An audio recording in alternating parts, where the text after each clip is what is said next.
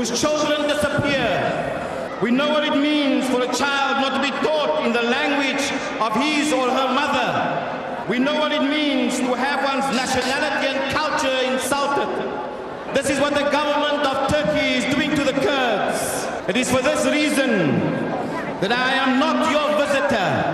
I am not your guest. I am part of the Kurdish struggle. I am one of you. It's not only against PKK. It is also against human rights in Turkey. It is also a war against the masses, the workers and the labor movements. And it's a war against democracy in Turkey.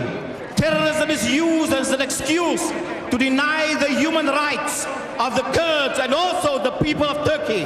When I look at this gathering here, then I know that we sing and we dance. But like us before, I know that deep down in your heart, you have a desire to be free and to have self-determination. This dancing and singing here is your expression for a desire for your motherland. You do not want to be spread all over the world. You want to be in Kurdistan. Comrades, friends, the peace trade was stopped.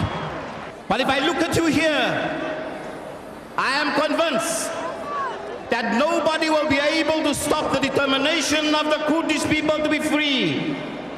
BG Sirok INC, BG Sirok Apo,